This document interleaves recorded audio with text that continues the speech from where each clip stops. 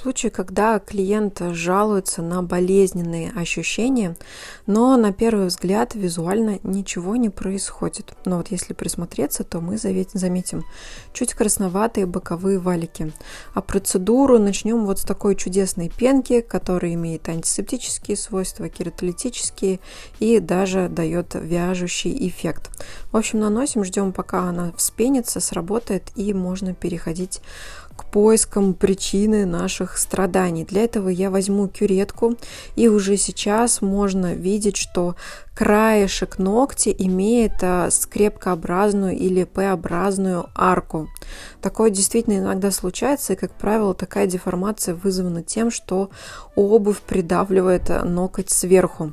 То есть там не хватает объема, она давит, и арка вот загибается именно таким образом, как вы можете видеть у себя на видео. И, конечно, логичный вопрос, который здесь возникает, это что же делать с такими ногтями, и можно ли применить здесь коррекционную систему? И ответ, безусловно, да, потому что корректировку делать надо, так как этот скрепкообразный уголочек будет натирать дальше и больше, и, соответственно, у клиента будут образовываться околоногтевые мозоли, а также может образовываться врастание или даже воспалительное состояние, как, например, здесь. Как видите, здесь уголочек натер, и уже пошло покраснение, и немного скопился гной.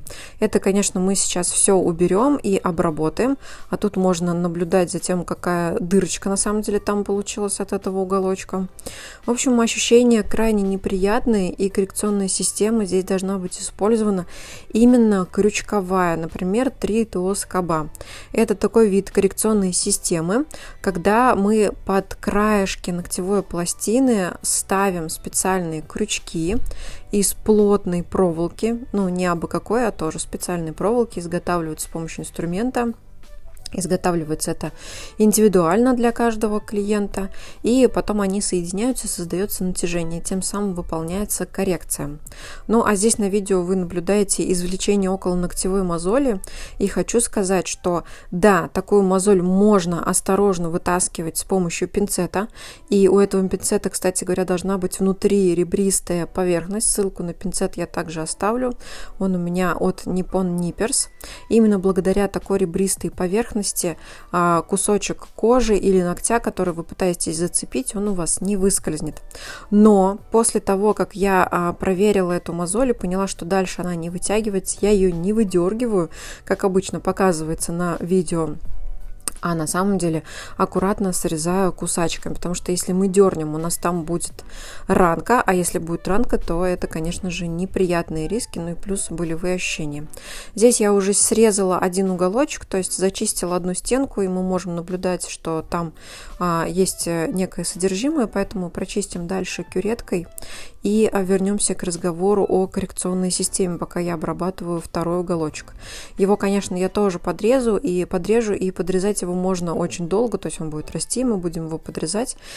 Все дело в том, что коррекционная система здесь просто неизбежна, если мы действительно хотим что-то поправить. Но в этот прием мы коррекционную систему не поставили, и сейчас я аргументирую такой странный мой выбор. Кстати говоря, за работой здесь я. Тот самый редкий случай, когда я решила сесть на педикюр. А на самом деле прикол заключается в том, что это ноги нашей сотрудницы. У нас устроился новый мастер, и она жаловалась на то, что у нее есть какие-то болевые ощущения.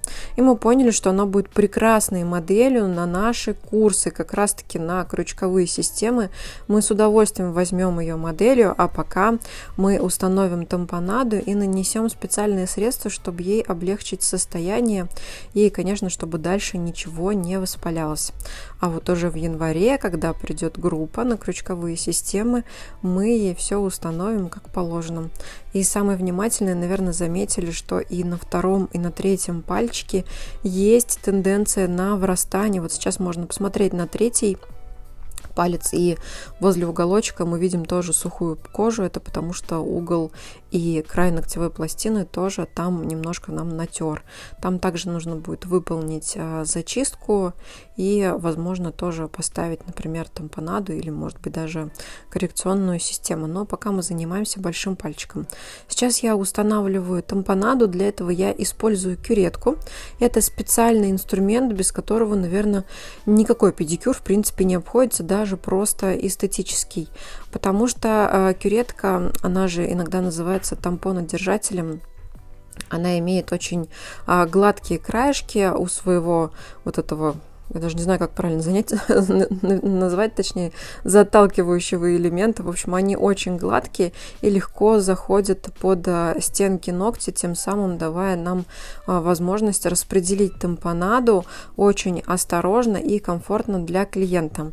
И как раз сейчас на видео очень хорошо видно, что тампонада нужна именно для того, чтобы эти стенки поднять. То есть теперь краешки ногтя не будут тереться о кожу, соответственно, не будут давать нагрузки на кожу, не вызовут там натирание и, как следствие, околоногтевых мозолей. Но для того, чтобы разобраться с воспалением и снять неприятные ощущения, мы будем использовать специальное антисептическое средство гелевое для вросшего ногтя. Его я наношу на перчатку и с помощью кюретки точно так же буду распределять на тампонаду. Можно нанести было просто на ноготь и сверху поставить тампонаду, а можно вот таким образом, как я, пропитывать тампонаду. То есть задача, чтобы ткань пропиталась этим средством, и тогда все сработает лучше некуда. Я прошу прощения за посторонние звуки на фоне. Я надеюсь, никого я этим не задела и не расстроила, но другой возможности озвучить у меня, к сожалению, нет. И после того, как наша тампонада установлена и пропитана, мы уже накладываем повязку. Любимый бинт Пехахафт. Иногда мне кажется, что я просто амбассадор Пехахафта. Увидите этих ребят, позвоните им, пусть они мне доплачивают, потому что я думаю, что благодаря мне Пехахафт стали покупать, наверное, в 10 раз больше. На самом деле бинт действительно очень хороший, и он у нас есть всегда. Мы вообще не представляем себе работу даже без него, и клиентам всегда рекомендуем, чтобы никаких пластырей, а именно дышащие повязки. Ну и, конечно, работаем мы с любовью. Как всегда, рисую сердечко, иногда бывает смешная рожица, и совсем скоро мы установим ей коррекционную систему, и все будет хорошо.